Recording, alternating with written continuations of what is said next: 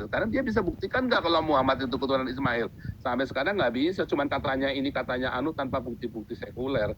Yang Yahudi itu sampai sekarang ini, sampai sekarang, yang Yahudi itu sampai sekarang ini, sampai sekarang, yang Yahudi itu sampai sekarang ini, sampai sekarang, yang Yahudi itu sampai sekarang ini, sampai sekarang, anak laki-laki lahir umur 8 hari disunat. Sampai sekarang, kaki kirinya diangkat, dikangkang, kemudian disunat. Begitulah Ismail disunat, Ishak disunat, Yakub disunat, sampai kepada Nabi kita Muhammad Sallallahu Alaihi Wasallam. Begitulah Ismail disunat, Ishak disunat, Yakub disunat, sampai kepada Nabi kita Muhammad Sallallahu Alaihi Wasallam. Pula. Sekarang dia bisa buktikan nggak kalau Muhammad itu keturunan Ismail? Sampai sekarang nggak bisa, cuma katanya ini katanya anu tanpa bukti-bukti sekuler. Lagi jilat lagi pantat Yahudi lagi sakremi-kreminya, tai-tainya sakremi-kreminya. Yahudi ini bilang ini, Yahudi bilang itu. Lah Yahudi ini hidup di zaman kapan? Pakai dasarnya apa dia ngomong, ya kan? Baik lagi. Kalau yang masuk akal ada di sini yang Alkitab bilang, di tengah perjalanan dari Beersheba sampai ke Paran, di tengah jalan mereka mau mati. Dan datanglah malaikat Tuhan menolong mereka. Lalu mereka melanjutkan ke Paran. Dan mereka berhenti di Paran ini yang biru atas ini nih. Nah, ini Paran. Nah, cerita tentang Adnan, kakek ke-21-nya Muhammad, itu ada di Paran di sini. Ada di Nabatean. Loh, itu kan bukti bahwa Muhammad keturunan Ismail. Bukan. Bukan, karena belum selesai yang saya ngomong. Di buku saya sudah saya tulis.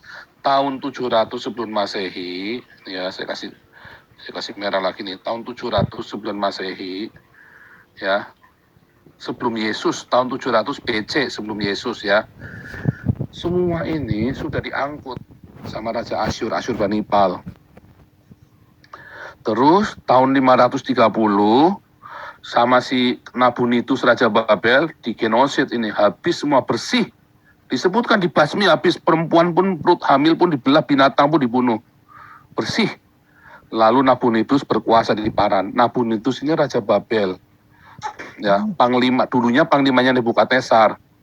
Kemudian dia pergi ke sini, makanya tidak pernah disebutkan di dalam generasi bahwa dia sebagai Raja Babel. Tetapi anaknya si Belshazzar itu yang jadi Raja Babel. Ya kan?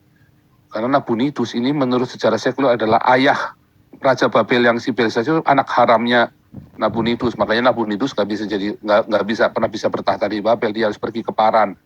Dan ketika Kores the Great, Cyrus itu, Kores yang agung itu berkuasa di Babel, membunuh anaknya Belshazzar, Nabunitus lari ke sini, dia bunuh nih semua orang di sini.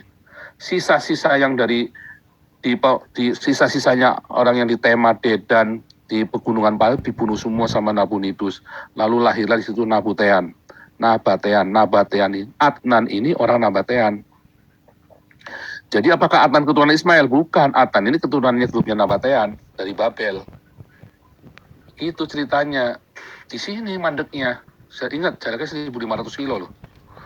Mereka tinggal di sini, selesai di sini. Zaman 500 tahun sebelum Yesus sudah bersih, sudah nggak ada orang Ismail di situ. 500 tahun sebelum Yesus. Dan kalau kita lihat, terakhir kata Ismail disebutkan di kitab Yeremia. Udah itu nggak pernah ada lagi disebut nama Ismail. Di dalam perjanjian lama maupun perjanjian baru, udah tidak pernah lagi disebut kata Ismail. Karena memang sudah nggak ada, udah bersih di situ, udah nggak ada. Zaman Yesus saja nggak pernah disebut-sebut. Zaman para rasul aja nggak pernah disebut-sebut kata Ismail. Nggak pernah disebut, karena memang sudah bersih, udah nggak ada. Di sini cuma ada sisa orang-orang Nabatean. Orang Nabatean ini bukan dari Ismail, kan dia digenosid sama orang Nabatean ini. Nabatean itu Nabutean, sama seperti Kristian, Nabutean, ya, pengikut Nabunitus tadi yang dimaksudkan. Jadi dari Babel, Muhammad itu dari Babel. Kalau memang Muhammad itu ada cerita Muhammad, tapi dari Babel, dia bukan dari Ismail. Makanya Muhammad tidak pernah disunat. Tidak ada di Al-Quran perintah sunat.